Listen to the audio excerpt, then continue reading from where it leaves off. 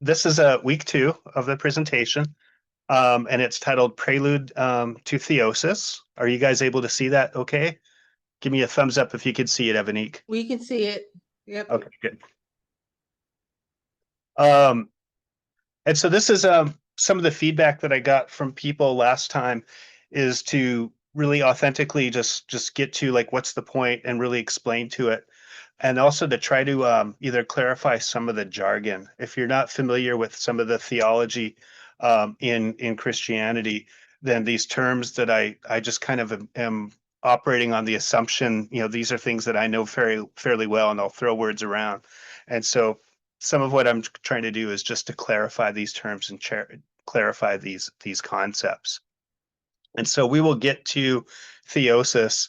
We're going to talk a little bit about something called sanctification, and then that will lead into a definition. I'll have a definition of theosis. And so here I have my first slide here. And this, I would say, the central challenge of the Christian life, as I read it, is how to live it. And that's probably the central challenge of just about any religious or ethical ethos, is like, what do we mean by how do we live it?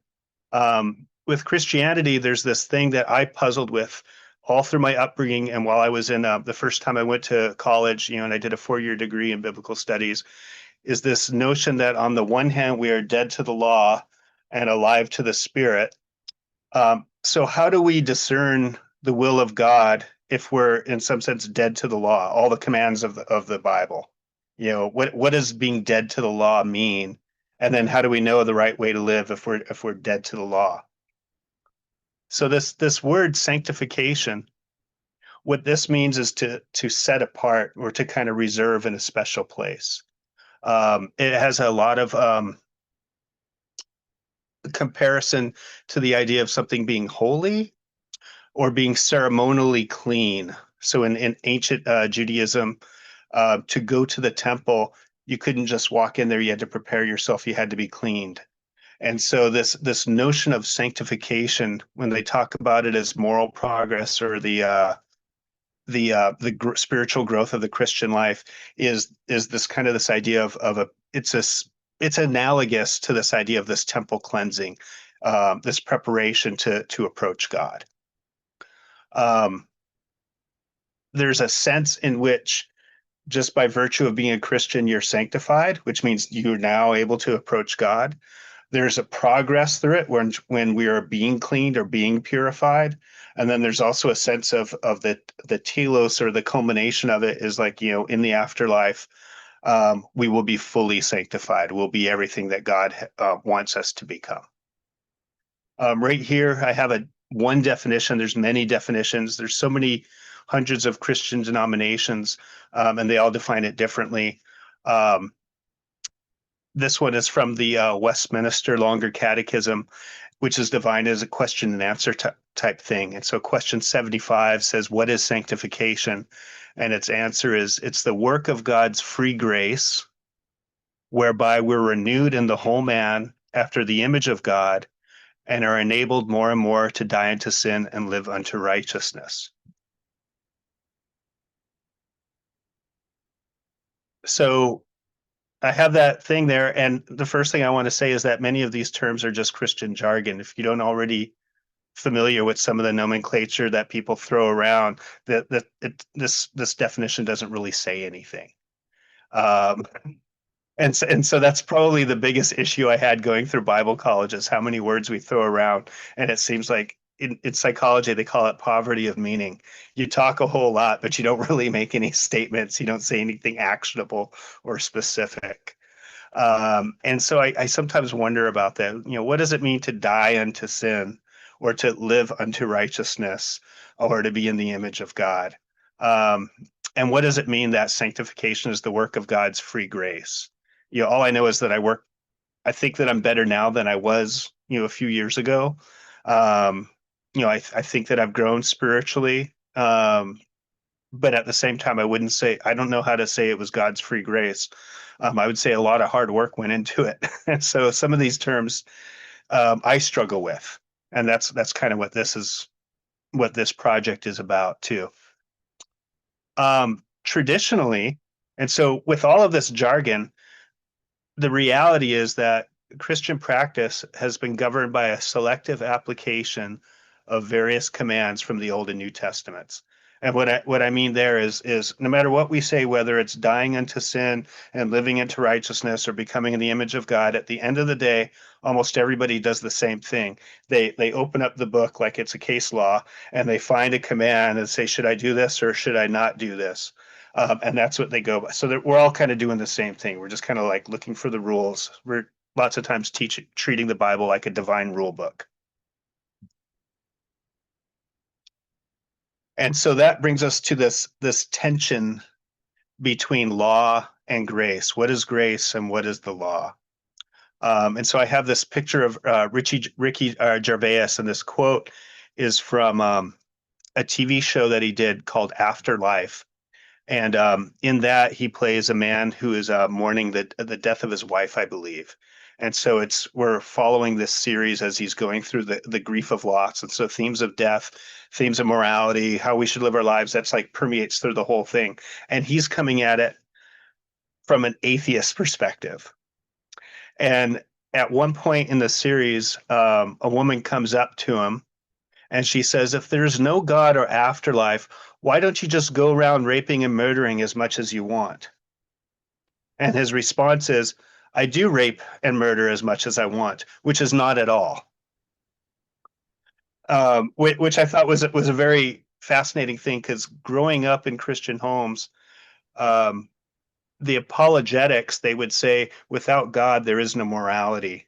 Frequently, they'll quote Dostoevsky. I think there's a quote from Dostoevsky in The Brothers Karamazov where he says, without God, everything is permissible. And so they'll make this statement that, people that don't have a religious ethos or religious morality, who are not raised in the Christian, upbringing, don't have any, they're just going to go off and sin and do whatever else it is. And that, a rejection of religion is something that people do to enable them to live, immoral lives or whatever else it is. Ricky Gervais makes this, kind of like nips this in the bud or challenges this and says, the fact of the matter is that atheists live lives just as moral as religious people, sometimes more so. I'm thinking of a rabbi who answered the question, why did God create atheists? And that was his point, is so that religious people could see the moral lives that they live and realize that they're called to something greater. But anyhow, so that's where we begin with, is that religious ethics struggles to envision a moral life without God or biblical laws. There's like lots of times can't run their head around how people could live a moral life without being told by some great authority not to do it. And so that's the challenge of Ricky Gervais and atheism. So we have competing notions of human nature. And again, what I'm Hi, getting at is Gary. that lot. Yes. All right. We have Fahan. He's raising his hand. Yeah, go for it. Oh, I'm gonna He can unmute. He just needs to. all right. Fahan. Hello, hi. Yes. Sorry, I just wanted to ask a quick question. Mm-hmm. So, like up until now, everything you said, I think like somehow you're suggesting you have found a way or a value thing or like a kind of an objective value that you want to talk about. And at the same time, you are on a quest to find it. And so you're shifting like between the two states. Like I'm not sure, like, are you gonna say anything that you found, or do you want to just mention that person that found something and this person that found something? That's actually where we're going with it. And so what kind of to sum it up is that the dominant form of ethics, at least in Christianity, and I'm not an expert in Islam, but I have a couple of friends who are Muslim. They when we talk about ethics, they also have this notion of divine command. We know what is right and what is wrong because we see the divine commands from God. And so whether it's the Quran or whether it's the Bible, Old and New Testaments, lots of times we look for the rules, and that's the revelation to us from God of how we ought to live. Does that make sense? No, I think rules are the least important things, and the message, there's a core message in the revelation, And which is that's the where I'm Hey, message getting of, to. Fahan, Yeah. how about yeah, we wait until the end for that discussion? I think Gary just meant like if you had a quick question, you could interrupt the presentation. okay. Yeah, It's your thanks. decision. It's your decision, but No, you can hold it at the end. We just want to make sure that, Gary is able to get to the whole presentation before we go into just in-depth because I questions. felt like a two-way conversation is more productive, because Gary is assuming and concluding a lot of things and moving forward very fast through many concepts. That's It's just like putting me under, an array of ideas that I cannot react to, and it's kind of like torturing me. Like, you should either let me talk, or you're claiming or you should claim that you found something and speak about it, and don't go around the corner and just speak and talk and talk and talk and talk without well, any Fahan, I'm going to stop you focus. right there. I'm Okay, just going to stop you right there because he does have a whole presentation that Gary has graciously prepared for us. And graciously, again, and again, graciously. the normal flow of present when someone presents is that they can present and then people can give more in-depth comments or questions at the end of the presentation. He's not presenting. That's what I'm He saying. is He's not presenting presenting. now. Okay, well, Let's see. he's Let's see. presenting. So how about this? You hold all of your questions until the end. You can write them down and then we can discuss them. And that's not up for debate. So Thanks. I just want to say this is I'm talking hypothetically about one form of ethical thought, and I'm really speaking mostly just to my Christian experience. Um, and at the end, we're certainly going to engage some of these other perspectives, but one of them is this notion of divine command ethics or legal ethics, or having things revealed to us through rules. I totally agree with you, Faham, that there's more to it than that. And that's where I'm going to that. And so right now I'm just talking about this one aspect of it, which is a rule-based ethics. Which is sometimes lots of people is very default. We think of it because we live in societies with laws, and we know the right thing to do or the wrong thing to do because of social contracts and rules and laws. Um, and so one of the things that I've my encounter with in through my own religious experience, and like I said, is I have a limited experience, say with Islam, but when I talk to the few people that I do know, and we have it, is they discuss it in terms of a divine command or a revelation, of things that are prescribed or as prescriptives. And so again, it's like when I look through on this slide right here, it says if we cannot imagine a moral life apart from legal commands or prescriptions, we'll naturally seek to shape our communities and society as a whole through the creation and enforcement of laws. And so it's kind of this default kind of thing is we have a hard time understanding ethics, morality, or a way to live apart from clearly prescribed rules. And so at least in my experience growing up, and again, I'm just focusing more on my experience. And when I say that, also the people within my community, when we talk about it, there's this limited scope of imagination that compels people to seek political and legal means to establish their own notions of justice. And so because, we understand ethics in terms of rule, they would even say that laws are legislated morality. We legislate our morality through laws. Um, that if we want to live in a good society or a happy society or a God-fearing society, then the idea is that we need to create God-honoring laws. The issue is like when we talk about justice, there are lots of ways to define justice, but at least in my upbringing, once again, is justice was almost always seen as punitive. If you say the word justice, we think of the penal system. We think of lawbreakers and we think of law enforcement. We think of people being punished and going to jail or whatever penalty it is. And so justice is limited only in this concept of sin, sin and punishment. For many, many years growing up, whenever we talked about justice, whenever we talked about salvation and righteousness and these theological comments, um, concepts, it was always very narrowly described in terms of like this penal justice. In fact, the dominant theory in Christian theology is something called penal substitutionary atonement, that Jesus died for our sins and that we deserve to be punished, but Jesus took that punishment for us. Throughout Christian history, there have been many other ways of looking at it, not limited to penal substitution. There are also in the Bible, justice is described in a variety of different ways that are not limited to just punishing people who do things wrong.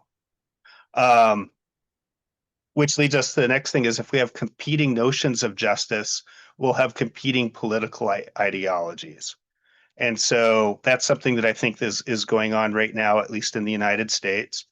And theologically, this reflects a gospel message that portrays salvation as redemption from God's wrath.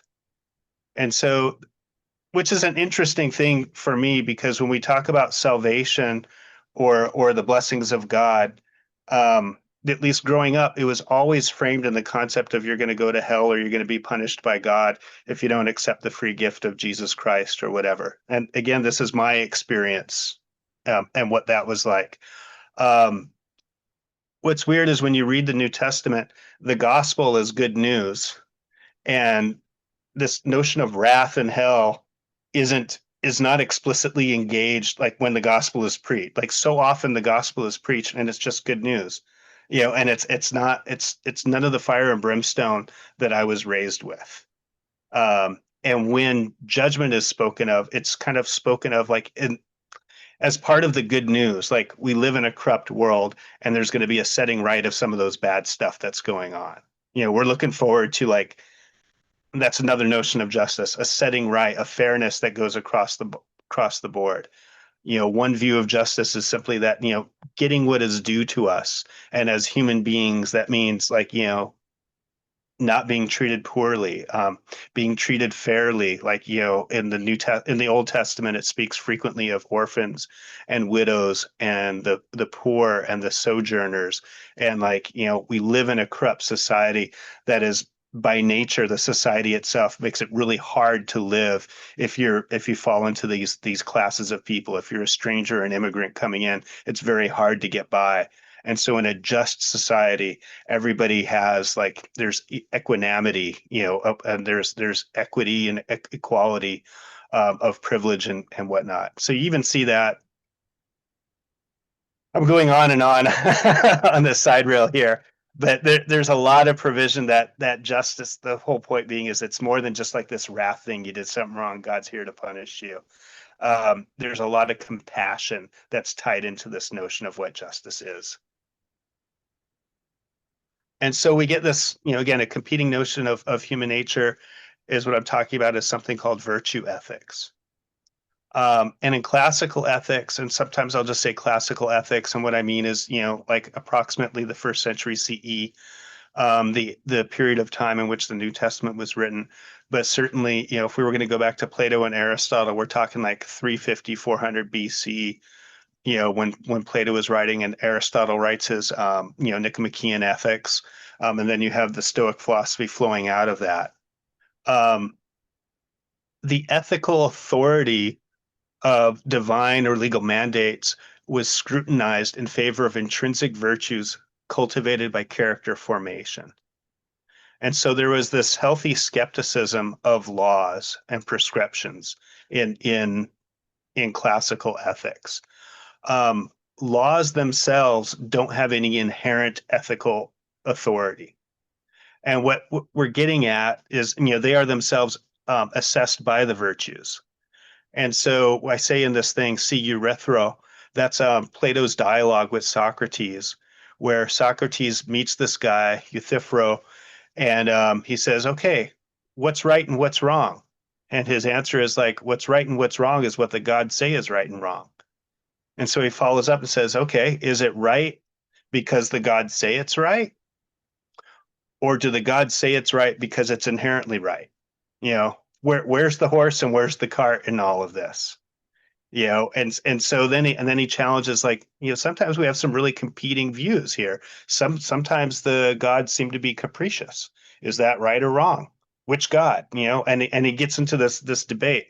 And that's something that's kind of inherent, is sometimes you will have laws, especially in any group of laws, you're going to have contradiction within those laws. One says one thing, another says another. In Isaiah, we have this critique there. Woe to those who make unjust laws, to those who issue oppressive decrees, to deprive the poor of their rights, who withhold justice from the oppressed of my people, making widows their prey and robbing the fatherless. So again, we have this poor, the widow, the orphan. The sojourner isn't directly assessed here, but we're talking about is like, okay, do you have laws that make it hard on the most disadvantaged people in society? Those laws aren't right. They are not moral and ethical by virtue of them being a law, is you can have laws that are not. And for us to measure or assail the value of a law, we have to appeal to something that precedes the law. I hope that's not too confusing, but that's the idea of virtue ethics. We talk about a good example is I took a business law class, and almost all of it was about torts, and claims and civil law and fairness. And underneath all of this, it's like, is the notion of honesty as a virtue? When we look at a law, really what we're asking is, are these people being honest with each other? Is there is there underhanded dealings? Is somebody being dishonest? Are we withholding information? And when it goes to court, those are the kinds of things we're looking at. And so it's not the law that makes something right or wrong. There's a value or a virtue that's underneath the law. That's the foundation of it. And the law is there trying to reflect this value in the business sphere. And so, yeah, that's really kind of the main point that we're getting at, is that virtues precede laws. Last time when I did my thing, they said, okay, who's your audience? And so kind of at this point, having established this notion that I'm comparing, prescriptive ethics, divine command ethics with virtue ethics, who's the audience of this thing? And so I have like 4 different, periods. The people I would really like for to read this and to persuade them would be people that are really trying to legislate the morality. And right now we have a lot of people who are probably mean very well. They honestly believe that they understand the Bible, and that God is good and God is just, and that if we want our country to be the best country that it could be, then we need to have good, just, godly laws in place, and that everybody will be happier off for it. So that's essentially in a nutshell what Christian nationalism is. People legislating their morality, creating it as the law of the land, applying it to everybody else. My critique is which laws from the Bible do we apply? Are God's laws governing politics, or are politics governed by God's laws? We're back to that Erythro debate. Which goes first? In my thesis, one of the things I ran into was when abolition was being discussed, you had 2 pastors, both speaking simultaneously, both doing an exegesis of the command to love your neighbor, and both of them on different sides of the slavery debate. Here they are, going at it. One person is saying is that because we're commanded to love our neighbor, we should not have slavery in this country. Another guy is saying, well, because of the command to love our neighbor, Christians should be owning slaves to give them a better life. What's going on here? And that's kind of the issue, is that we live in a pluralistic society. these laws are interpreted so variously. And so I really struggle when we have competing visions of God, of trying to take our religion and putting it into the political sphere. Next is you have a bunch of people, progressive Christians, which I don't, disagree with them a whole lot. A lot of stuff that progressive Christians say are really right up my alley. But again, even though they're seeking to advocate for the marginalized in society through healthcare, welfare, taxation of the wealthy, etc., we're still left with the same thing: is are we now politicizing our morality in such a way? Am I exchanging one totalitarian for another totalitarian? And that's what Slavoj Žižek warned when Trump was running for president the first time, is that, we might defeat Trump at some point and then, call him an authoritarian or something like that, somebody that's right wing. And then all we end up doing is electing a different authoritarian who's more in line with our politics, and that could be just as vital. That could be just as horrible. Yeah, I'm just thinking of when I lived in Europe, I had the opportunity to speak with a number of people who lived under the old in the USSR before the Berlin Wall came down. And it's like, yeah, they had free healthcare. They had they had free education. There were a lot of things that they had that, we're fighting for in our nation. And we think, okay, what's better, what's not? It was still a totalitarian regime. There were a lot of freedoms that were hindered. A lot of people were oppressed under that. And it's like, just because they have your politics or share some of your values doesn't mean they're going to be any bit less authoritarian. So there's that. Both the left and the right seem to have difficulty understanding each other, and they both see the other side as an extreme. And both are seeking to instantiate their views of justice in the legal sphere. And both of them are accusing the other side of oppression. If you talk to people on the right now, they'll say that under the Biden administration, they didn't have free speech because all this, anti-racism, woke stuff, cancel culture thing was going on. And so they felt very oppressed by the regime. And so they see this as a pendulum swing back and a reclaiming of their freedoms. They have a hard time seeing how the left views the current regime as being very oppressive. We have masked people grabbing immigrants off the streets, and throwing them into Alligator Alcatraz in Florida. And both sides feels justified in what they're doing. I think fundamentally what's wrong is we're trying to use the political sphere to instantiate or to create our vision of justice in society. And what we're not doing is recognizing that we live in a pluralistic society where lots of people have different views. And we need to figure out, like, that's really the purpose of laws. How do you maintain order in a diverse society like that? Hi, Mike. Good to see you. Another audience is sincere Christians. There are many sincere Christians who are kind of wondering what's going on. Churches and Christian charity have been at the forefront of social change since Christianity's inception. Bart Ehrman is getting ready to write a book that I don't think it's he's already written it, but I don't think it'll be released until next year.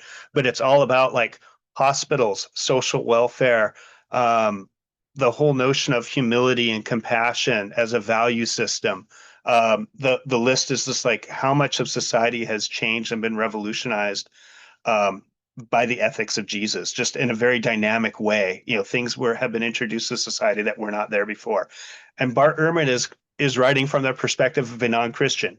He's not theologically believing in Jesus, that he's the Son of God or anything like that. He's looking at it historically, saying this has been the impact of Christianity on society.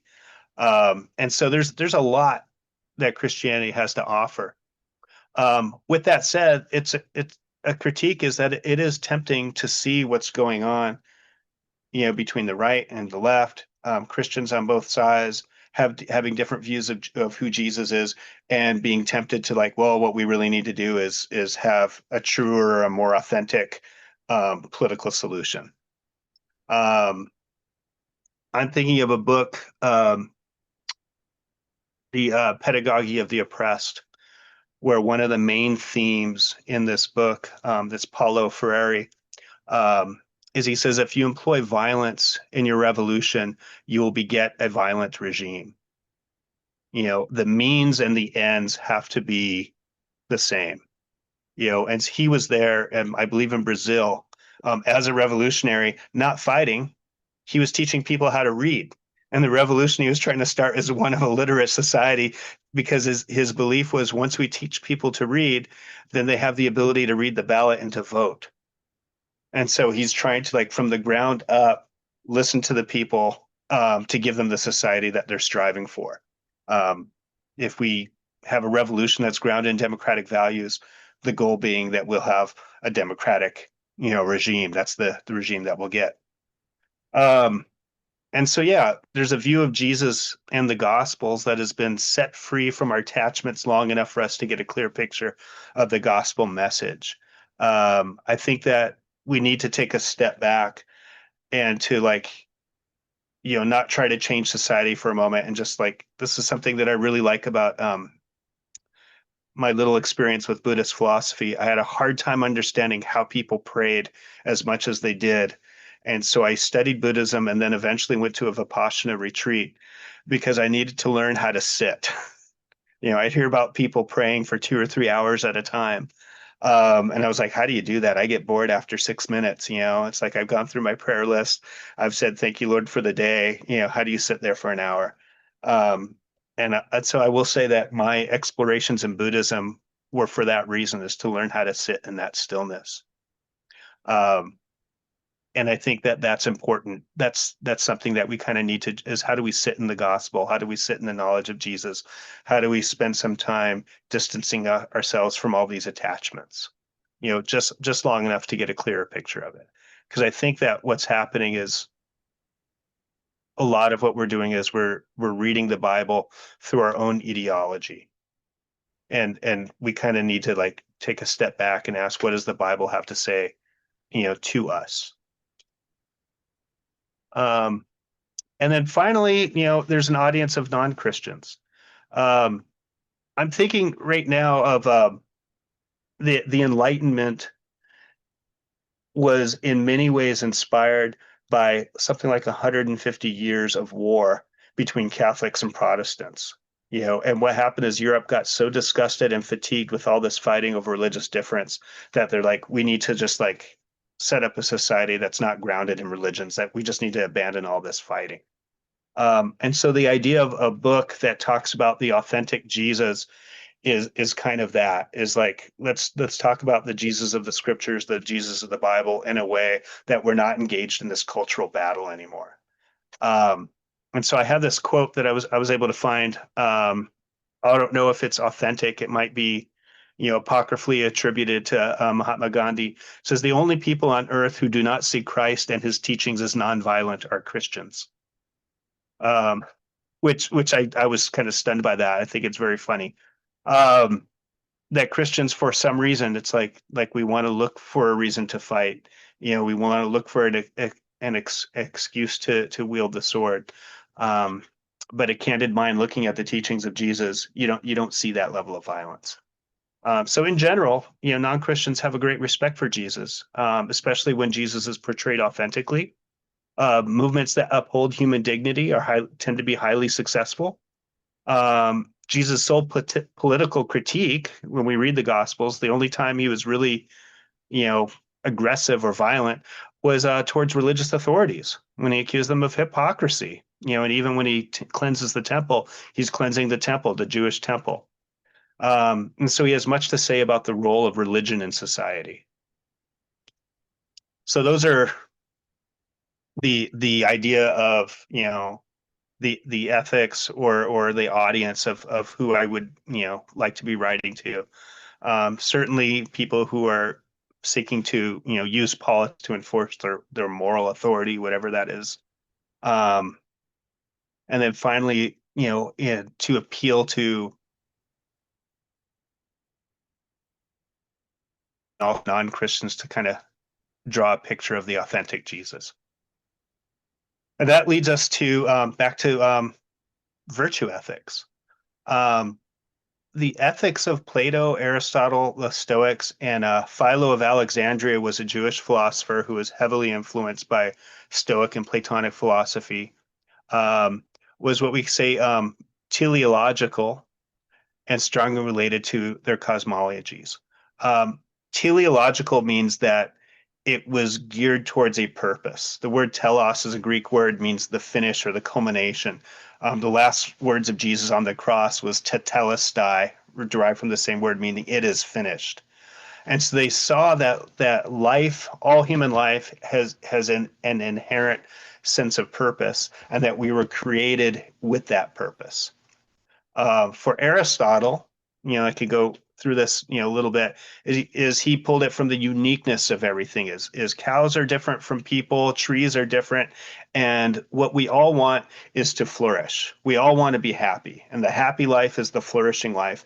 And the things that make each of us flourish are unique to us.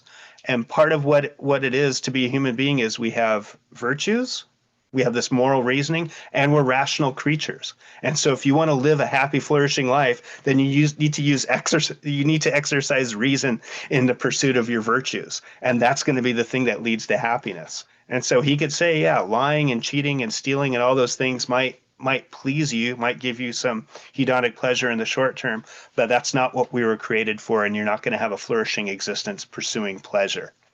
Plato, he believed in these eternal spiritual forms are the things that are truly material, or are the true reality. And so again, he has a teleological ethic. This idea is that the purpose of humanity is to ascend to these eternal forms. The Stoics believe that the universe itself was rational, and that the mind of the universe is referred to as the logos, that it has a spirit that animates all of the entire universe. Everything is animated by a spirit. And so once again, is our ethics, our virtues there are to be in line with the spirit, in line with the cosmology of the universe, to exercise our virtues, to exercise our brain, and to live that way, to kind of be in harmony with nature. In many ways, Stoic philosophy is very similar to Taoism. They're talking about the nature of the universe as being this mind, this living spirit, as being rational. And so the goal of life, our purpose, is to be these things so that we are in harmony with the universal being. Philo, humans are created to move from material entanglements towards spiritual union and intellectual contemplation of God. This is kind of very similar to this Eastern Orthodox notion of theosis, where we're starting to get there. In Plato also, is our idea is that the thing we're designed for is to have some sort of union with the creator of all things, the spiritual creator, with God himself. And then finally, I threw this in just for good measure, is Hegel, who came out just like a couple of centuries ago. He was a pantheist, and he believed that the universe itself had over time evolved a mind, and that mind is become self-conscious in humanity. And so our intelligence and our thought and our metacognition is actually the mind of the universe thinking about itself. And we've come to this realization, and he believed these different epochs in history have come to, have an evolution of the mind of the universe. And in Christianity, it had this realization that it is free. So again, is what I'm getting at is that there's all these different philosophies. The first bunch of them, Plato, Aristotle, the Stoics, Philo, these are all notions in the first century at the time that the New Testament was written. And these are the dominant fields of philosophy, and they're actually critical of divine command ethics. They say what's right and what's wrong. Well, there's virtue that's kind of underneath everything that's directing it, and it's related to the cosmic order of the entire universe, and that humanity has a purpose. And so in all of them, it's about finding this telos, what is the thing for which we have been created, and we align ourselves with that cosmic identity and move with virtue in that direction.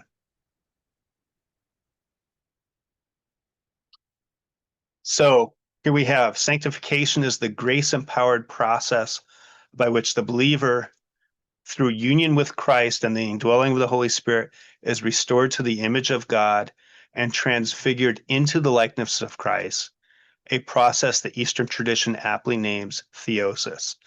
So now I'm looking at sanctification. What is this Christian life? What is it about? And so I'm kind of looking at, interpreting the Bible through this lens, this lens of virtue ethics and this lens of telos, looking for this purpose of what's going into it. Theosis is the transformative process by which a person participates in the divine nature without becoming divine in essence. And this idea is rooted in 2 Peter 2 or 2 Peter 1:4, which speaks of believers as partakers in the divine nature. And then finally, we are created with the purpose of bearing God's image and likeness. And so when we get down to it, the idea that I'm getting at is a virtue ethic, in which humanity is created in the image and likeness of God. And that when we talk about sanctification and who we are to become, we're to be image bearers of God, partaking in his divine attributes and revealing them in the world. So what's the difference between law and grace, between rule-based ethics and virtue ethics? There's a lot of things we could say about this. One, Romans 5, I like this. Where sin abounds, grace did much more abound. Virtue ethics is supererogatory. That's an ethical term. It means it goes above and beyond the prescription. If I have a rule, I can meet the standard, which is whatever that rule is. Ethics that are supererogatory go above and beyond what you've been asked to do. If my buddy says, you owe me $10 and I give him 15, I've gone above and beyond what I've owed him. I've given him extra. And so the big difference between virtue ethics and rule-based ethics is that rule-based ethics are limited to the letter of the law. You do what you have to do. And then I don't mention it here, but one aspect of rule-based ethics is that they inherently have loopholes. And that's probably what you see in the Gospels more often than not, is Jesus is talking with these people and he's arguing over loopholes. And they're trying to get him, they're trying to be niggling at him for not adhering to, like, they keep accusing him of breaking the Sabbath. The law itself says that if you're saving a life, you can save a life on the Sabbath. And so he's healing people and doing these miracles that are for the benefit of other people on the Sabbath. And they're trying to pick apart the rules on all of this stuff. And so he's calling out their hypocrisy there. And that's something that's inherent to laws, inherent to rules, if that's your idea of ethics. So yeah, virtue ethics, a little bit different in that they're supererogatory. They have no bounds. My favorite verse on this is Galatians 5, where it says the fruit of the Spirit is love, joy, peace, long-suffering, kindness, goodness, patience. And then it ends that verse by saying, against such things there is no law. There's no limit. There are no bounds to this. You can go above and beyond, loving, joying, being faithful, being kind, being honorable. There's no limit to it. It's supererogatory. It goes beyond. And so then we're left with the big questions. And this is kind of the end of the presentation here. In a teleological virtue ethic paradigm, how do we live? How do we know what is right? If we don't have specific rules telling us what to do, how do we know what's right? What are the virtues of this ethic? In Stoicism, you have 4 cardinal virtues, and that was the big critique, is that the virtues themselves are very hard to define. Justice, wisdom, courage, temperance. Those are the 4 cardinal virtues that we're supposed to organize our life around. But figuring out exactly what it means, what's too much, what's too little, that's difficult. How do we define the Imago Dei? The image of God. This is a Latin term that means the image of God in man. We are created in God's image. If the telos, if the thing, for the purpose for which humanity has been created is to reflect God in the world, or to reflect God in our inner character in some way, then what is that? What does that look like? And those are the big questions. And so I'm leaving it here because the solution that they usually gave in, and I'll just talk about it next lecture. I'll get into this in more detail.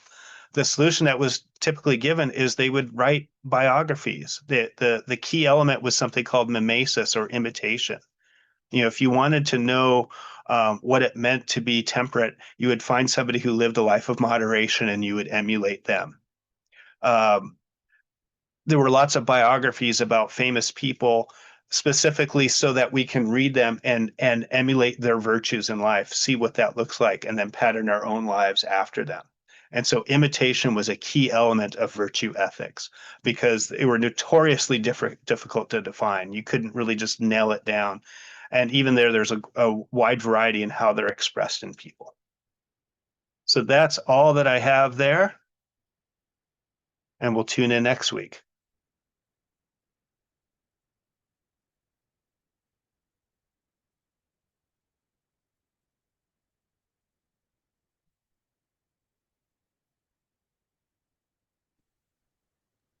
All right, so if anyone, thank you, Gary, first of all. And so if anyone has any questions or comments, you can either type exclamation point in chat or raise your hand in Zoom, and I will Let's do call one on you. thing. Let's do one thing. Is it okay if I moderate, Evanik? Go for it. Sure that everybody's voice gets heard. And Gary, if you could make me the co-host, would appreciate that. Oh, yes. All right. Wonderful. Okay. Give me just a second. There we are. So if you would like to speak, I mean, try to give first an overall thoughts about the presentation. We will go around. Everybody is welcome to speak briefly about what you got from the presentation, overall comments, and then we will go from there. Let's start with Kwan. Kwan, go ahead. Yes, once again, thank you, Gary, for that second excellent presentation. I would like to talk about what I see as a centerpiece of your presentation, meaning telos, or purpose. I would like to remind that in the famous science fiction series Babylon 5, there was an ancient who was speaking of three questions, okay? What do you want? Who are you? Or why do you live? Okay, so the third question is perceived as being deeper than the first two, because I think it's about precisely valor or wisdom, because ultimately ethics is about defining why we want to live. Okay, and I would like also to say that talking of a rules-based ethics is maybe a little bit far-fetched, because rule-based for me is not a space of ethical reflection. Okay, it's more a moral code, if you want. So maybe we can talk about a first level as a moral code as defined by, let's say, the powerful people in a certain society.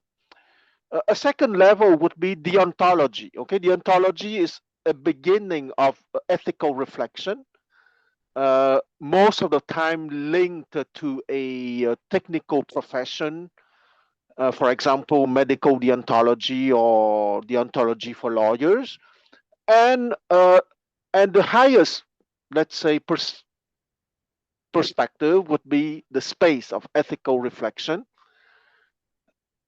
And I would hypothesize maybe that even higher than the ethical space of reflection would be precisely that theosis. Okay, at least in the Christian tradition. So since we are speaking of theosis, I will limit myself to that vocabulary.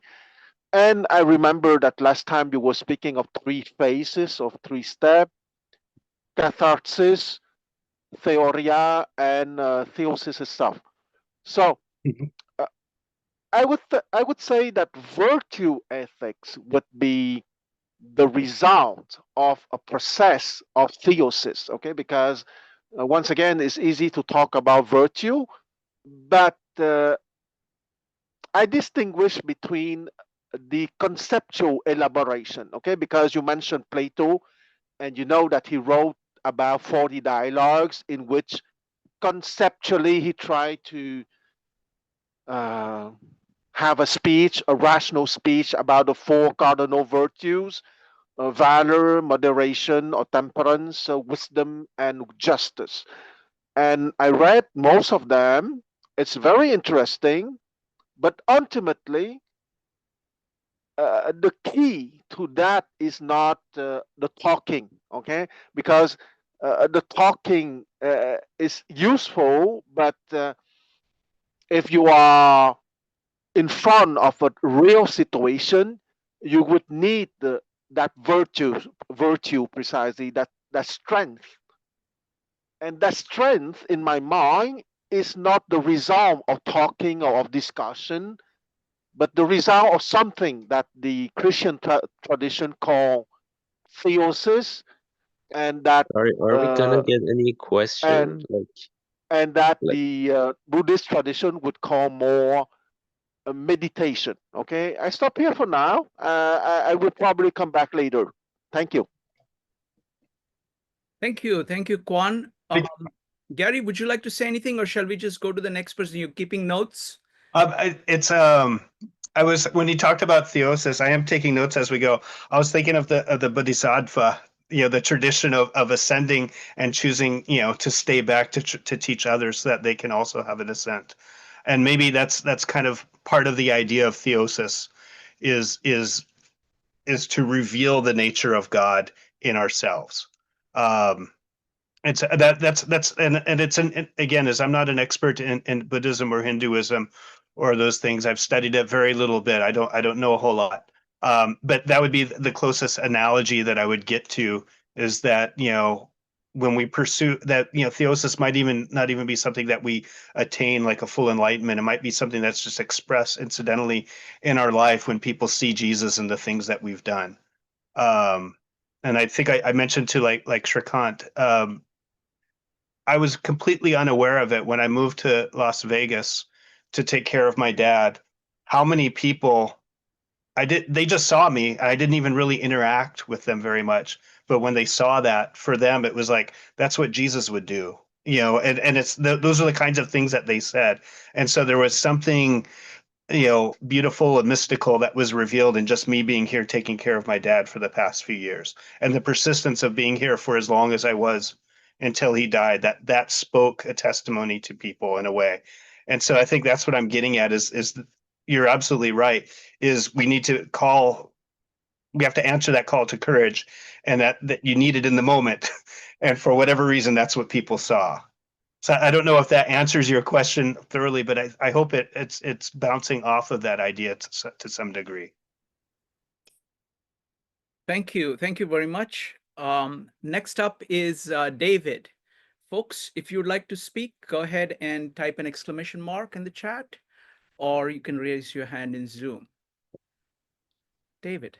Yeah, it's been a long time since I've been here, Shrikant. Good to see you. Good to see you.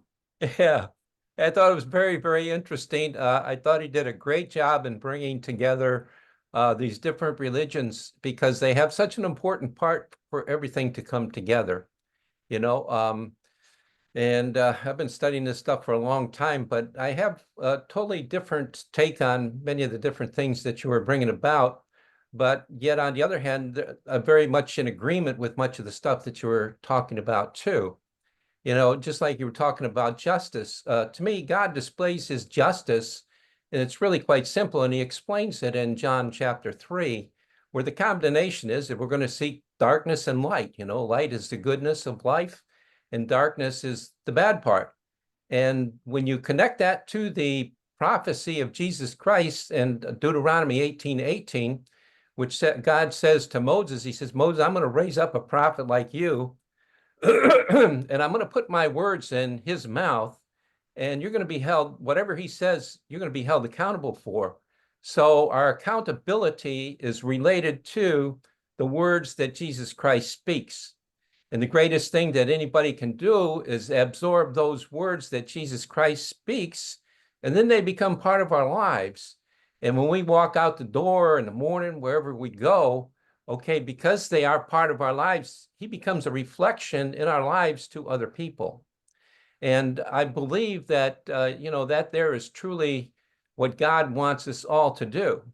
But, I can't help but notice a little criticism here is that if we're really truly following Jesus Christ, we need to be focused on Jesus Christ and not Paul. Because Paul is like secondary or a third teaching. He was not a disciple. But the thing is, Jesus had many disciples there who've written many books, and many of them are not even published in the Bible. So a lot of people don't know what they even say. But they sort of come together with some kind of an agreement so that you can really see the personality of Jesus, his teachings, and how they play in everyone's life. And it's really important, I think, to understand that, because once they are a part of your life, it changes your life in so many different ways. Not only that, but one of the teachings that Jesus has, he says that, we will manifest ourselves to you for those who do my commands. And in reality, he really does that. And you actually end up seeing that in your life. And Jesus also describes God as a spirit, okay, and must be worshiped in spirit. So when we worship God in spirit, there's no image there. When they show the cross, that's not a very good thing at all, because it's making an image out of Jesus Christ and God that is really not meant to be, because God is a spirit. He changes all the time. He may show up to us through Plato. He may show up to us through Socrates, or maybe through some Islam person or whatever, through Muhammad. So the thing is, the spirit is visible in many different things, but the only thing is that spirit has to agree with the teachings of what Jesus Christ is saying. And that there is where God comes together in our lives to change our lives. Okay. So I hope that's all I got to say. Well, David, beautifully said. Beautifully said. Thank you so much. It's you. wonderful to have you back. Okay. Anybody else would like to add anything? What did you think of the presentation? Would love to hear from you. Go ahead and raise your hand in Zoom, or you can type an exclamation mark. Jeannie, go ahead. Well, there's a background of this that I see, and I mean, you may even be the one that had brought it to my attention, of a feeling of equality, between people, that's assumed, I think, and the importance of compassion and the do unto others idea, that you reach out and you feel, you begin to understand what you want, and then you assume that other people want equally, to receive the same things. And this, how important is that? I mean, is there religion without equality, or not religion, but is there Christianity perhaps without equality? I mean, because if we could just use other people, for our own purposes, then what's to stop us from, treating them poorly? But if we're equal, and I like to even, bring this into more of a natural thing, are animals equal to us, and our plants, and what of the rest of the things that are on Earth, are they all, do they also have rights, and deserve to be treated with compassion, say? So I was wondering, I mean, maybe I'm jumping too far ahead, but is that a necessary background to understanding the ethics? I can respond to that. Is that okay? I mean, so we're now like kind of in the weeds when it comes to theology and stuff that's going on. And you have this notion. I was first introduced to it through the Greek philosophy, something called Arcadia. And you see that in the Garden of Eden, and it's in so many ancient religions, is this idea of this blissful unity with nature. And so when we look at the Garden of Eden, it's actually exactly like what you're describing. Is like, you know, every seed bearing plant was there for food, and so we didn't even have to dig up the roots of things. Is that it was just there without killing anything. You know, and the command which allows people to use animals for food doesn't come until after the flood, when God gives that. And so there's this idea of everything has its purpose and its place. Everything is living in abundance. Everything is flourishing. And so it's this picture of this abundant, flourishing world where there's enough to, not only is there enough to go around, but God puts mankind in a garden to increase the abundance of an already abundant world, you know, where our job is to make it grow even more. And so that's actually something in the next lecture or afterwards I'll talk about a little bit more. But the short answer to your question is like yeah, everything has rights, you know, at least in this idea of this harmony with nature kind of thing going on, is it all has rights, and that's kind of the ideal. So when Christian charity comes about and starts, you know, giving to the poor and taking care of the sick, which they did when plagues ravished the Roman Empire, Christians became well known for hanging out, and they despise death is one of the words that was used to describe by a Roman official. You know, they just show up and they hang out. Everybody else is running away to the countryside so that they don't get sick, but the Christians are there, just despising death itself to go take care of the sick. You know, like, what's going on with that? It's this compassion, this equality. And then I'll be done with this last thing. Is the point of my thesis was the foot washing. Is that, you know, the introduction to that whole scene is Jesus knows that all things have been given into his hand, that he came down from heaven, he's returning to heaven, that he's a divine being. And what does he do? He dresses up as a slave, gets on his knees, and does what a female servant is supposed to do, and washes the feet of Judas, his betrayer. You know, and so it's there's this idea is that's the picture of the ideal ethic. So I hope that kind of answers your question there. Thank you, Gary. There is a question in this chat from Cindy, but I want to ask you one thing, Gary. There are a lot of new people here, people who did not attend the first lecture. Did you, and I missed the beginning of your presentation today, first few minutes. Did you talk about what you're planning to cover in the entire book by any chance? No. Okay. You're on mute, by the way.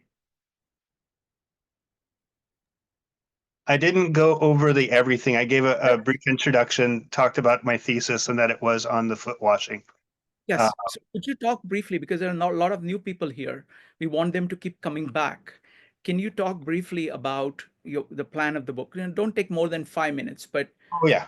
Yeah, I can make this quick. The plan of the book is designed to, like, you know, put in more accessible format what I studied in school for my thesis. My thesis was about Christian ethics. And the question that I kept stumbling on is that throughout history, people will use violence and power to enforce or try to realize whatever it is their view of justice is. And they'll say that they're doing it all in the name of Christ. And so the point of my thesis was to do exactly, I think some people brought this up, Dave mentioned it too, is to look at Christ as our example and say, this is what Jesus does, and this is who we're supposed to look at, and this is what it means to actualize and to manifest the love command. And so part of what's going on, and what I did in today's lecture, was talk about is like the way it plays out, at least in Christianity and most Christians that I know, and I was trying really hard not to speak for other religions, but, you know, to some degree, my experiences is that we look for a bunch of rules and commands, and we say this is what we're supposed to do, and so we end up, you know, living under another law. That wasn't how ethics tended to be done in the first century. It really was like laws were, we all understood that laws were there to govern an unruly society and to create social order, and that there was this idea of a social contract, but that those laws were founded upon virtues. That there were certain, that's the underlying, that's what gives the force of law, the ethical weight of the law are these virtues. And in Christianity, the cardinal virtue is love. And Jesus says, I want you to love each other the way that I loved you. And he says that as he washes their feet. And then he repeats it again, talking about the cross. No greater love has anyone that except that they would die for their friends. So love one another as I have loved you. And so there's the self-sacrificing love. That's the manifestation of that's the by this all will know that you are my disciples, that you love one another. And that's the thing, is that we reveal God through acts of love when people see that love. I hope I didn't go over 5 minutes. No, that was beautiful, beautiful summary. Thank you so much. So I want to pick up on one thing in this. Most religions end up being like that, where people end up focusing on the rituals and forget the spirit. And actually, that was exactly what Jesus was battling against. The Pharisees are holding on to the letters and holding on to the rituals, but they have lost the spirit. And Christ has come to kind of restore the spirit and to kind of create anew from inside out. So the law is trying to get us to do things outside in and trying to protect us from the worst things that we can do. It is trying to protect the external bad.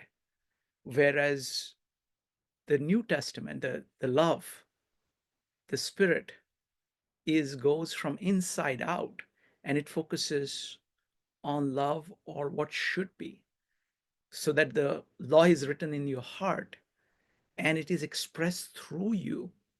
And as both Kwan and David were saying, that it is not about words. Words are like leaves. It's the fruits.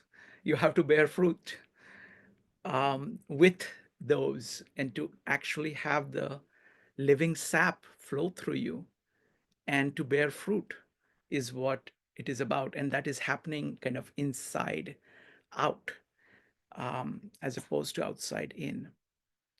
What do you think, Gary?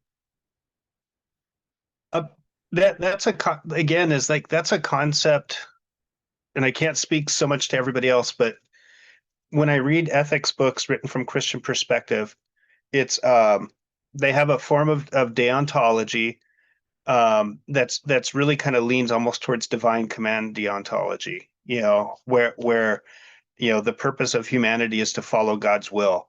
And that and whatever those rules are, the will of God. And it's almost like humanity is an automaton, that we're robots that have been designed for obedience. So the whole notion of a virtue ethic, this transformative thing like that, it's hard to wrap your head around if your whole concept of ethics has always been rules based. And it literally took me years to stretch my mind to wrap my head around it.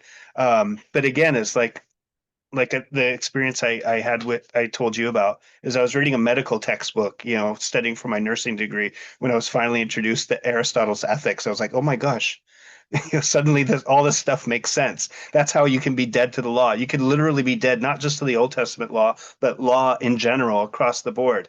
If I have manifested the fruit of the Spirit, I could probably go anywhere. If I am acting in love, joy, faithfulness, kindness towards other people, if that's the nature of who I am, there are no laws against that. I'm not likely to cross, to offend very many people. I just want to build up on something that you said, of that all these books kind of see human beings as automatons, who are following the law. Now that is being a servant. The really the distinctive part of the New Testament, the message, the good news, is that you're not a servant, you're not a slave, but you are a child. You're a child of God. And so you kind of participate in God from the love that is kind of, as Paul puts it, the spirit that cries out, Abba, Father, from the heart. Now, that's a very different kind of operation, fueled by love, as opposed to an automaton, a servant, and there's really very beautiful description of the servant, description of servant versus the son. That servant is there, is kind of full of fear of the Lord, whereas the son is full of the love of the father. And all of that, I think, it's kind of speaks very well to what you're saying. As soon as you were saying that, I was also thinking of John 15, where he's like, I call you my friends. A servant, doesn't know where his master is going, but I've told you them, you're my friends. And so there's back to the being called children in John chapter 1, throughout the epistles of Paul, being called friends. It's very relational, much more so. Yeah. Yes. Yeah. Let's go to Jeannie, followed by Kwan. Jeannie. Well, I mean, I'm just wondering, how do you know for sure that it has anything to do with us humans? And I mean, if there's really a purpose in the universe, I mean, aren't we a little bit presumptive to think that it has anything to do with us at all? I mean, I'm just wondering, I want to follow you in your thinking, but how do you make the jump that it's us that's important? I like that question. That's funny because that's the I talk about it a little bit in my thesis in the book of Job, because that's what happens, right? Is Job is going through all of this stuff, and this could turn into an hour-long lecture just on Job, and so I'll just try to sum it up. Is he's going through all this stuff, and he's like, why is this happening to me? And his friends, all of them have some version of the argument of, you did something wrong, Job, otherwise this wouldn't be happening to you. Except that the book of Job makes it really clear that he didn't do anything to deserve it. And so we, the reader, know Job doesn't deserve any of this. But everybody is convinced that something happened. And when God finally speaks to him, he says exactly what you said, is, who are you to even ask me this question? Why do you think you're the center of all of this? There's this big thing going on in the universe. Like, were you there putting the stars in the sky? You don't even know why the animals do what they do. And here you are asking me how I run the universe and why there's justice and whether or not I was, justified in letting this thing happen to you. Who are you to even ask this question? And the ironic thing in all of that is God stopped to talk to Job and answer his question. So even if we didn't get the answer that we wanted, we did get God stopping to give Job a little bit of mind. Certainly this stuff is important to us from our perspective. And then if we were going to just take, the most simple answer to your question, if we were to just take it at face value, is Jesus came. For God so loved the world, he gave his only begotten son, so that whosoever believeth in him should not perish, but have everlasting life. And so, we were important enough that God came in person to be here and talk to us and show us what it was all about. Yeah, hope that answers or gives you at least some sort of an answer. Thank you, Gary. I think that the kind of notion of person is crucial to all of Christianity, because it is saying that, God became man, God became human. And it talks about the fact that we are created in his image. It talks about our relationship to God, our faculties of being able to understand, or at least try to understand move towards him, to or have the heart to love him, to be able to do his work, all of this. So there is a lot. So in that sense, it is a very profound question, because in Christianity there are actually three ideas. Okay, this is how I would put it. There is the idea of God, which is the Trinity. Then there is the idea of incarnation, which is Christ. And there is the idea of image, that is you. So in some ways, again, when you see, God, we can't understand directly by ourselves. And if we are in the image of God, then we can't even understand ourselves.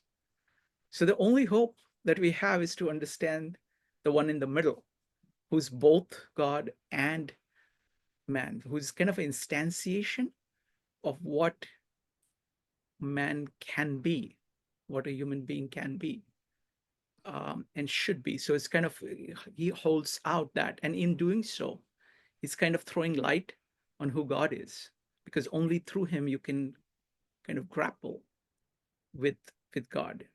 And he's throwing a light on who you are at the same time, kind of illuminating both. So the middle kind of illuminating both up and down. Right, Kwan, you're next. Yes, I would like to ask you a question, Gary. In your biblical studies or in your theological and philosophical studies, did you explore what is called the Gnostic Gospels, like the Gospel of Thomas, the Gospel of Philip, of Mary, and so on?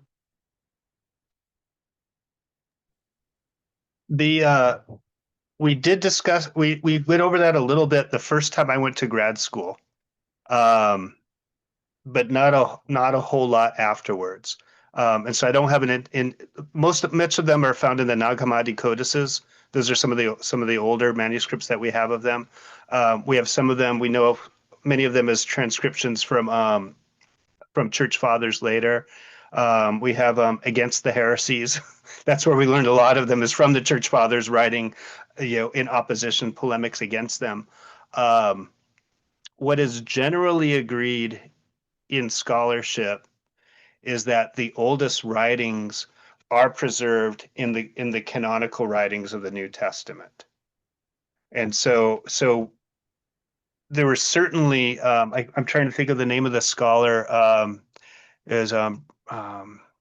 he wrote one of the big lexicons.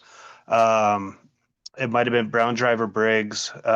Anyhow, one of them, he was one of the lexicographers from like the 19th century. Anyhow, he had the idea he really introduced us to the notion that you had very regions of different where different versions of Christianity flourished. And so regionally, the Arian Christianity was popular in one area. There was another area where Gnosticism was very popular. And he would argue for a very ancient Gnosticism, which I would actually kind of agree, that it definitely, we see it even in reflected in 1 John, where he talks about people who think that Jesus appeared spiritually but was not physically present. And so he's writing in opposition to a heresy, what he calls a heresy called Docetism.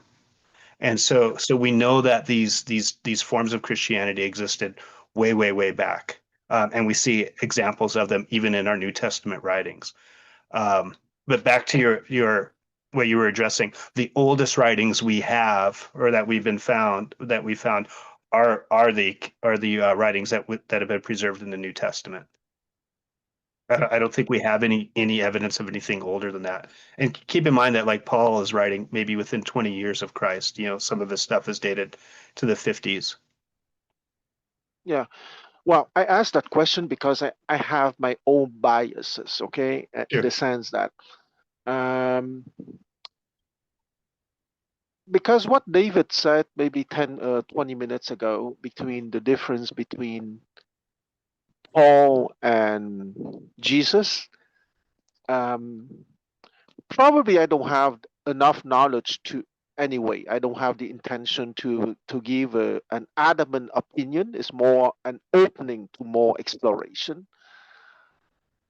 Because of my background, I have to admit that I am quite attracted to the Gnostic Gospels. Okay, Yeah. especially the Gospel of Thomas. Because according to certain researchers, the Gospel of Thomas, as you know, it's not a story. The Gospel of Thomas is simply 112 or 114 logia by Jesus, meaning 114 statements by Jesus. The And same gospel. Yeah. yeah, and those statements precisely, for me, is the teaching of meditation.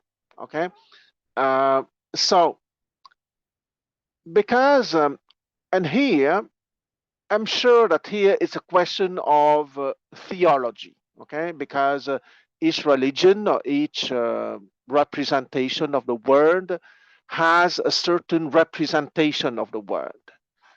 And what has been retained as the four standards gospels, meaning Mark, which is considered as the oldest, Luke, Matthew, and John, which is very special, of course.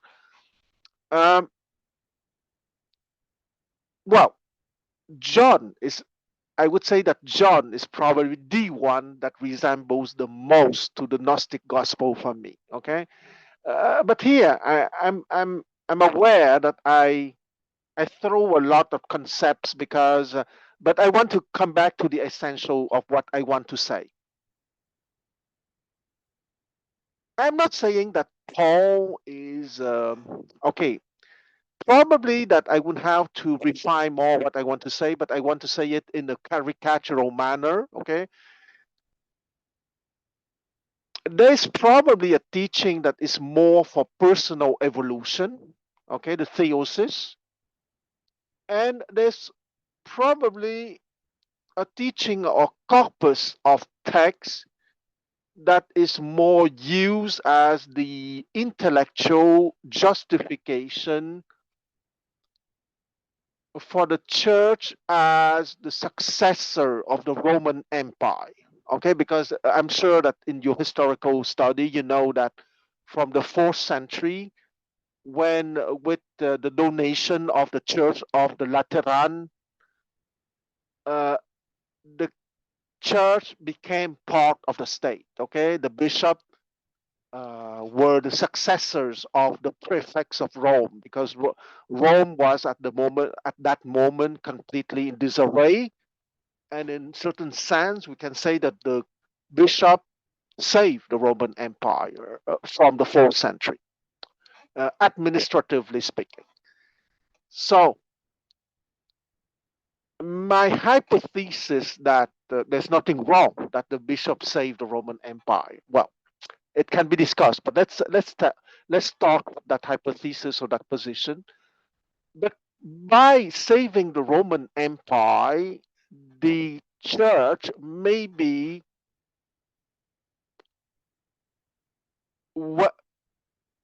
lost the first endeavor of spirituality, which is the personal growth.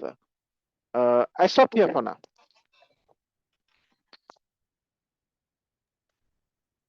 Thank you, Kwan. Gary, would you like to address that? And then we'll go to Nalini, David, and Jeannie. Go ahead, Gary. I mean, if you recall, when Constantine, before he officially even did any of this, he was at a battle and he saw a sign in the heavens and the Latin in hoc signo, in this sign conquer, and then led his army and then embraced Christianity after having this vision. And in my mind, that's considered like the foundational myth of Romans, marriage to Rome's marriage to Christianity. For me, I think that exactly what you're saying. It's like a betrayal of the Christian ethos. Is like that marriage takes place in a war, in a battle. Christianity's influence grew all the way up to there without violence as a persecuted minority within the Roman Empire. It grew because people were sacrificing themselves. It grew because they were taking care of the sick. It grew because we see this in in the Acts of the Apostles, is the widows and the orphans that came in there. The people just like gave what they had and took care of each other. And so the spirituality manifested in the life that they lived in a very real and dynamic way, in a very unique way, and people saw that and were attracted to it. Especially the poor, especially the disadvantaged. And they did all of this without leveraging any power, any political influence or anything. It was leveraging influence through their spiritual character, through manifesting those attributes of Jesus. So that's my take on that. And so I'm somewhat in agreement with you that when Rome married Christianity, that there was a loss, or at least in some respects. I think that's what the monasteries were trying to do, was pull themselves away from all that and to try to save that spiritual aspect of it. Thank you, Gary. Nalini, go ahead. You need to unmute. Go ahead. Hi. Good to see you, Shrikant, after a long time. Yes, it's been a long time. Wonderful that you could make it. And Gary, it was a very nice presentation, but I took some notes and I have to go back because I think I don't understand half of it, or more than that, to be very honest. But I did take extensive notes so that I can go back. The one thing I just wanted to mention is, and Shrikant kind of pointed to it, that we do different rituals, but we forget what is the reasoning behind it. And I was in India recently, and fortunately, I was there for one of these rituals. And it has nothing to do with what we are talking about today, but in some ways it is. It's called Navratri. It's a Durga, which is Shakti. It's Goddess Durga, and she is revered in India. But that particular day, what they do is that the girls under the age of 13 or 14 are actually invited to your home. And you wash their feet. And then you talk to them and you feed them. And the entire meal is actually made for them. And people just do it because it has become a custom. But the main thing behind that is honoring the divine potential. The girls are actually viewed as, the girls under the 13 as pure souls. And they also embody the divine feminine and the 9 forms of Durga. But more than that, it's the humility, it's the devotion with which people wash their feet. So just wanted to bring that, that we forget, what the symbolism is, and we just keep doing the things. And so it was very nice for me to go through that ritual and kind of talk to the girls who came to my sister's house about it. The second thing I wanted to mention was image of God. And I don't know much about it, but to me, it is more like not being God, but have those characteristics, the things that you talked about in the human being. I don't know if I am right or wrong. I have no idea. So if you don't mind explaining a little bit, but that's what I feel, that it's more the God's nature, the attributes, and the characteristics that God shows. And that's the likeness or the image. I absolutely agree with you there. And that's where, I went with my master's thesis, and that's where I'm going, with the next one that we do. There's just so much there. When Jesus gives the command to love one another as I have loved you, again, people think of it as a command, as a stipulation, as an ordinance. But if you look at it as a virtue, Mhm. Then suddenly we enter into the world of the first century, and the way they taught virtues was through lived example, through biographies and things like that. And so it's really significant that when Jesus says, "Love one another as I loved you," he's washing their feet. When he repeats it, it's foreshadowing the cross. He's going to go give his life for his friends.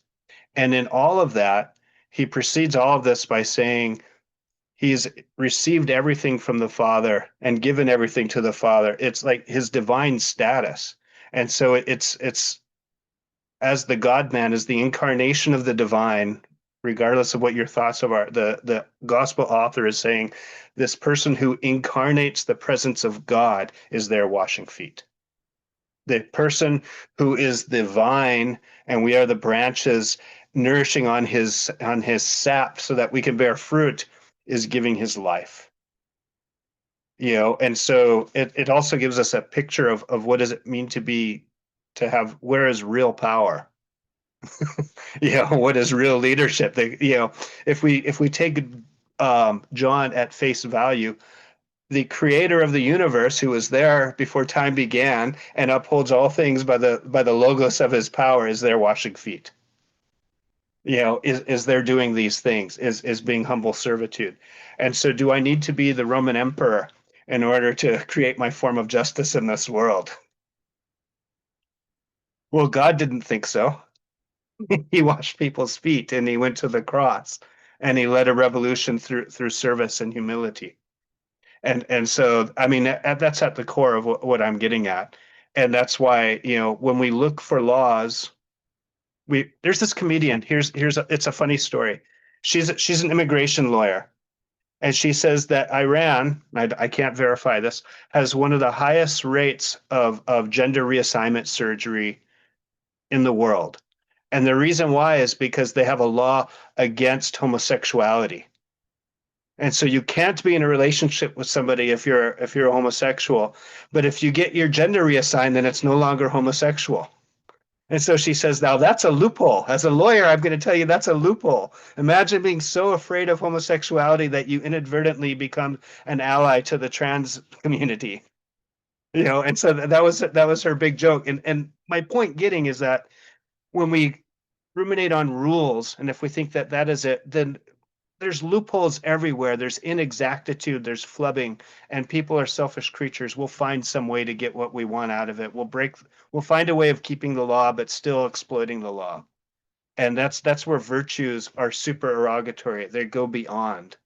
That's, I don't know. And that's the example of Jesus. Thank you, Gary. And Nalini, thank you for your observations. Next up is going to be David, followed by Chini. David, go ahead.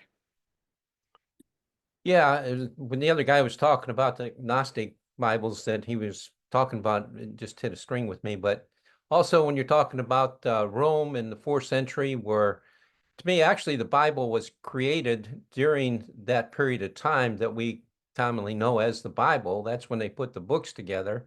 And also they come up with all kinds of different rules and regulations that supposedly we're not supposed to live by the rules and laws of people.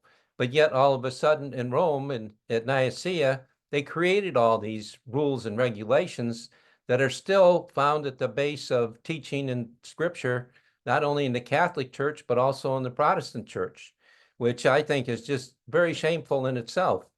And I think that the Gospels of Thomas, and they say there's one out there, Judas too. I read a little bit of that, and I think there's some truth to that too, as well as Philip, and also the one with Mary Magdalene, especially the one with Mary Magdalene, because Luke talks about, the 7 demons or whatever of Mary Magdalene, and she sort of answers that within that gospel.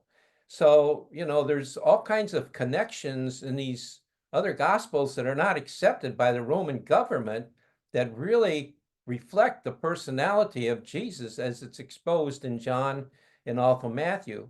Now, the thing is, I know they say that, Mark is the oldest one. Well, it may be the oldest one. Maybe it was written first, and also Luke is in there too.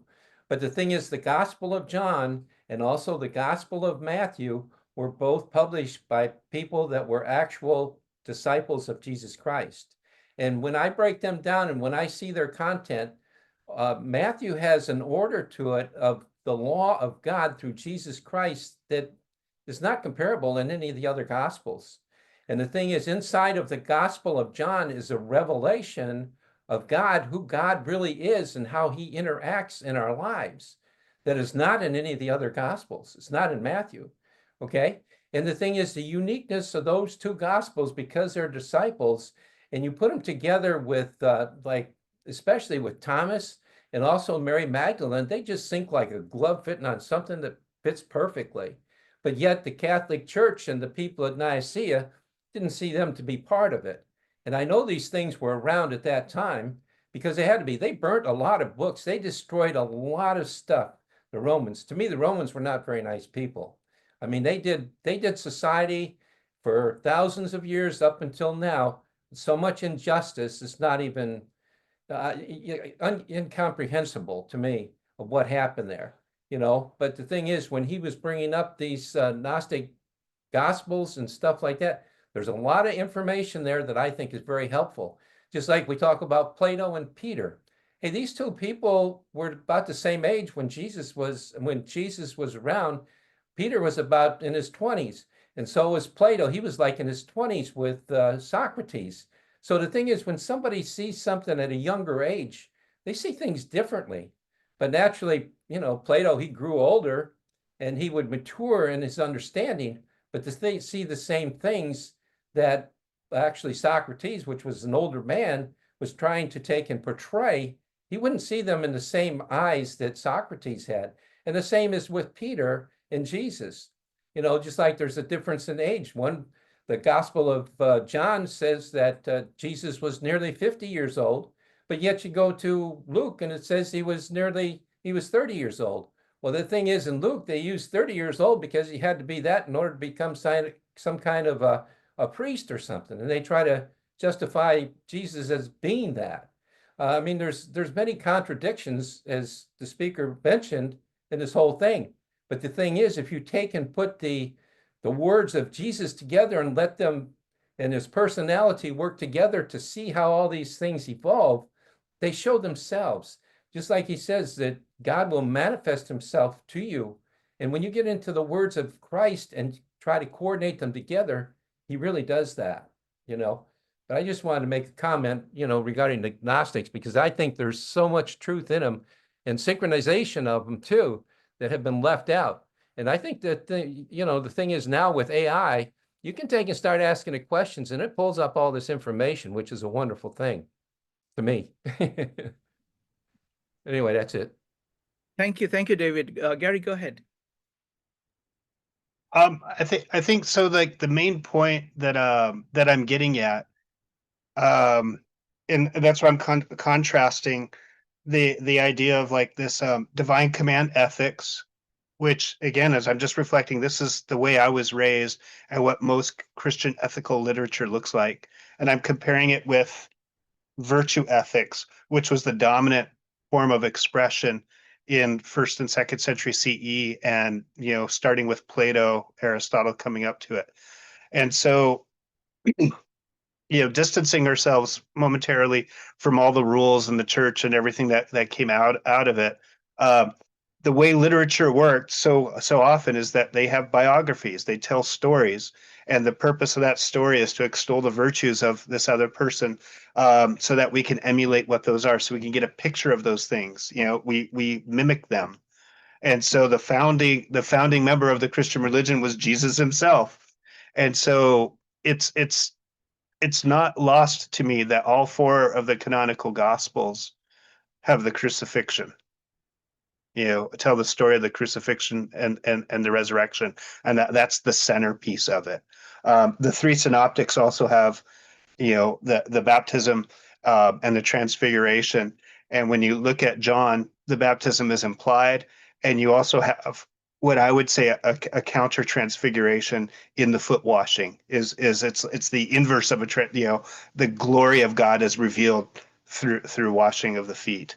That's something that's very significant there. So that's all I'm really getting at is, I'm not trying to get into a big debate on which is which. Is the way literature worked at that time is they communicated virtues through storytelling, and you learn them by imitation, and that is, at least in the Gospel of John, this is what's being communicated, is the virtue of love, and it's being demonstrated through Jesus' actions. Thank you, Gary. Next up is Jeannie, followed by Kwan. Jeannie, go ahead. Well, I'm wondering, is there some of ethics, or maybe all of it, that might just be inherent or intuitive to us? I mean, you look at little children, they're so sweet and nice. I mean, are they just doing that because they're selfish and they want something from you? Or are they just naturally sweet? I mean, is there something in ethics that makes you feel good? I mean, and you're nice to somebody, and it's more likely they'll be nice to you, and that feels good. I mean, isn't there some part of that, or am I just totally misunderstanding children? I did actually address this a little bit in my thesis. I did some research on child psychology, and I'll just quickly give you a really quick thing. They set up an experiment where children were given a task to do, or they're playing, and they couldn't, they needed help, doing it, and so then an adult would come in and help them, and they would, okay.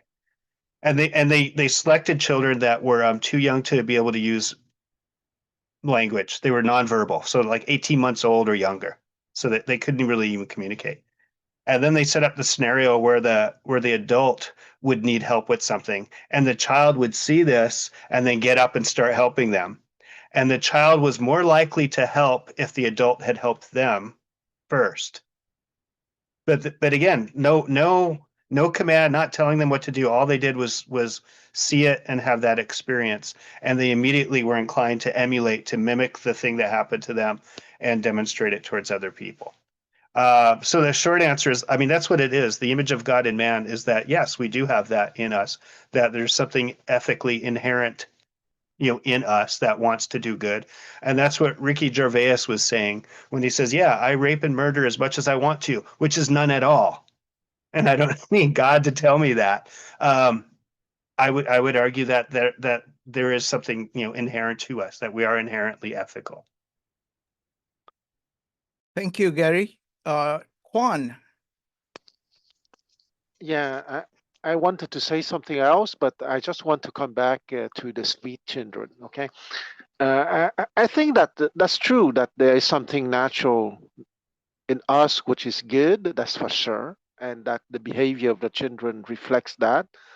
But at the same time, I want to be a little bit the devil's advocate, okay? Because the children, they don't have as much desire as us, okay? So it is easier to be a child than to be a teenager, or to be a young man of 20, or to be a man of 30 or 40. That's been my side of being the devil's advocate, because once again, I repeat the three questions from Babylon 5. What do you want? Who are you? And why do you live? Okay, so those sweet children would have to to ask to themselves those questions with time. The other thing that I want to say too is that it's about the distinction between mimesis, imitation, and theosis, meaning, let's say, transformation. Okay, I know that doesn't mean transformation, but I would like to use that translation for theosis for now, okay? Or the process of transformation. So it's not that wrong to say that. I would say that in anything, you can choose a role model, and that role model, you would want to imitate that role model. And I would say that mimesis is probably not wrong, but it doesn't give you the primary source of energy that you would be capable to be autonomously like that model, but not by imitation, but from, it has been already discussed, but I just repeat the centerpiece, meaning that it comes from your inner reality. And that's why, by the way, in Buddhism, it's the same. You have a narrative storytelling of the lives of the bodhisattvas, of the Buddhas, and there is a process of imitation or mimesis. But ultimately, if you want it to come from your inner being, from your inner reality, well, you wouldn't have to go through a catharsis, theoria, and theosis. That in Buddhism is called meditation. I don't go into the details of the technicalities of Buddhism because it's not the subject here. I stop here for now. Go ahead, Gary. Oh, I was just going to say thank you so much. I'm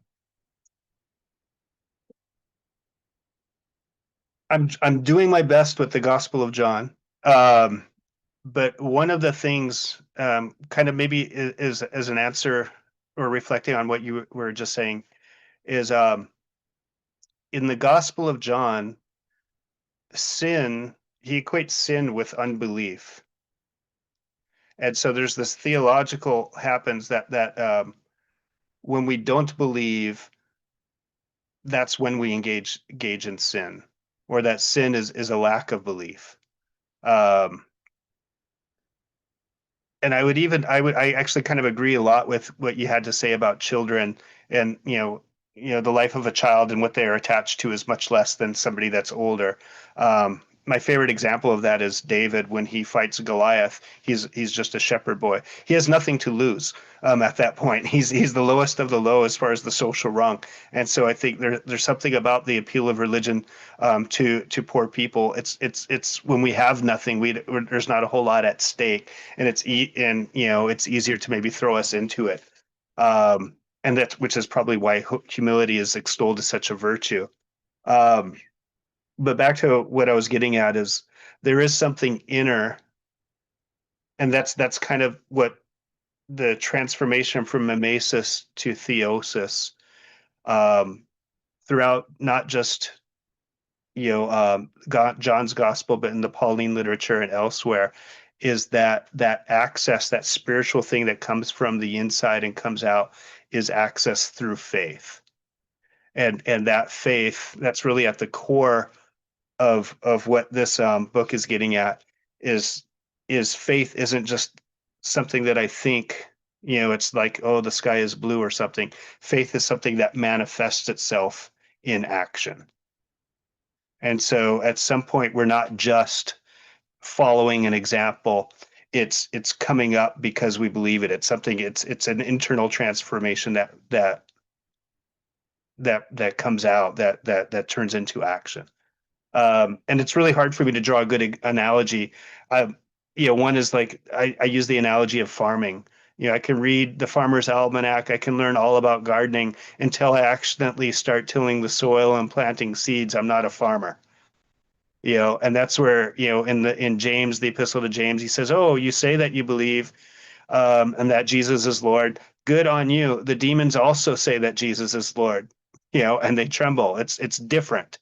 And so we're talking about faith as described as something that wells up into action and comes out of us. And so that's That's really all I have. I hope that kind of addresses some of your concerns there, Quan. Also, what was the character in Babylon 5? Because one of these days I'm going to binge watch that show. And so I want to know what to look out for. Yeah. Well, the guy who was you have three races of ancient people, okay?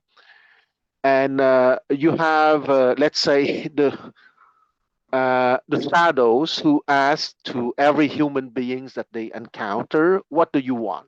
Okay, so you have to understand that in the hierarchy of wisdom, the shadow are the less wise of the ancient peoples. Okay, so it's a biological race. Okay, they look like giant spiders. Okay. So, well, it's science fiction, right? And you have another race, which is the Vorlons, and they are being of light, but they interact with us in a kind of space suit or robotic suits or mechanical suits because they are being of light. They cannot interact with us directly. And those are the guys who were asking the question, who are you? And theoretically, hierarchically, it is supposed to be perceived as a little bit wiser than what do you want. And the last question, why do you live or why are you, is asked by the first living being of the universe, and his name is Lorien, Lorien, and he's a humanoid, meaning that he has legs, arms, and a face, but his face is not completely like us, let's say. So he's supposed to represent the highest level of wisdom, asking the question, why do you live, rather than what do you want or who are you? Thank you. My pleasure. Wonderful. So thank you, folks. Now, I think things are going amazingly well, Gary. Let me just turn off the video here. So I think things are going amazingly well, amazingly well. I think we got a very good audience. The engagement is fantastic. And how is your experience, Gary? Very good. I'm really when I started off, I said the main thing is I need it from you to make certain that I'm communicating clearly and that I'm making sense. I haven't read all the things. I was trying to look at and see. Yeah, I was looking at the chat. My only thing I was disappointed with is we had a gentleman that left the chat, and he wanted to talk so much, Faham, and then he left before it came time to question and answer session. And I was really hoping to engage him. But beyond that, this is really good. I appreciate all of you. Thank you so much for your help. Well, Evanik, how do you think things are going? I think I agree. I think things are going well. I think it's a good discussion. It's fun always to hear different points of view on everything. And I think the presentation that Gary gives and he puts time into is great. And I think he does a great job of explaining things. And, it does create questions and comments, and it does encourage discussion. Wonderful. Junie, I've not seen you before. Do you want to share what your thoughts are? How was it? Actually, this is my very first time, and I wasn't really sure what I was getting myself into. I enjoyed it. It reminds me of Bible studies that I used to do with my husband, and he has decided that he doesn't want to do it anymore. And it's like just like magic, Gary appeared on my computer now. I'm telling you, because we spent our time talking about when you talked about the feet washing scene. I thought you were talking about Mary washing Jesus's feet and drying up his feet with her hair. And so I was like, oh my God, this is like divine intervention, because I've been complaining that I don't have anyone to do Bible study with. And yes, Well, we do this I enjoy. every Thursday. So Yeah, Thursday. I actually just signed up for next Thursday, as you guys were. Yes, So thank you. thank Thank you you. for coming. And really appreciate it. Connie, it's been a long time. Are you in a position to speak?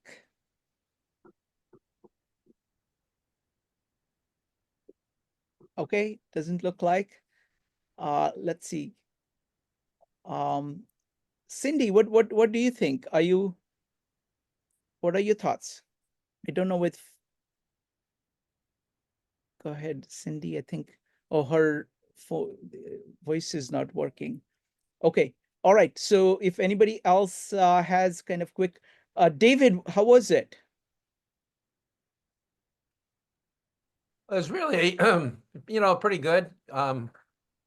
Pretty much standard stuff, to me anyway.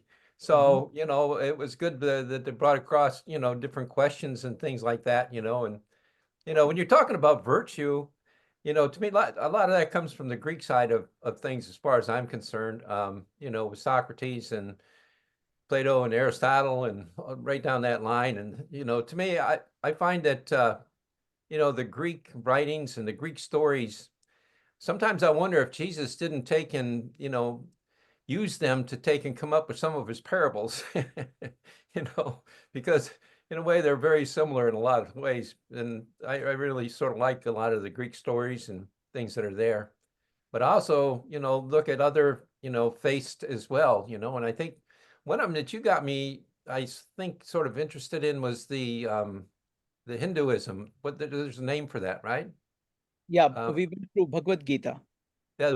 Yeah, when I was looking at that a little bit, I found so many different comparisons to that as to Christianity. I don't know why, but for me, there was a lot of similarity there, probably more there than any other religion. And, I just thought that was sort of fascinating. But I really enjoyed the the presentation tonight. Very good. Wonderful. I hope you keep coming back. Just Okay. appreciate all your comments. I will. I'll keep Thank- coming back for a bit anyway. Juan, Yes, just a short historical comment, because according to certain researchers, we know that east of the Jordan River there was a group of Greek cities called Decapolis. Okay, and there were 10 Greek cities called Decapolis, and it is most probable that when Jesus was young, he met many Greek philosophers from that area. So we should not be surprised that he has a certain Greek culture, because let's not forget that from the time of Alexander the Great, who conquered Judea, the whole area has been Hellenized or Greek. So in the gospel, for example, Jesus used the word the hypocrites to call the Pharisees. Well, hypocrites is from Greek hypokritas. So it's not. I think the hypothesis that Jesus, when he was young, or let's say a teenager, a young man, probably discussed a lot with the Greek philosophers of the Decapolis. I stop here. thank you, Juan. Just as a reference, the title of the working title of Gary's book, "We Want to See Jesus," is basically some Greeks coming and saying to one of his disciples that statement, "We want to see Jesus." So that's from John. Okay. If I Um, may, please. if I may jump in, because I hear that twice. David and Kwan used the fact that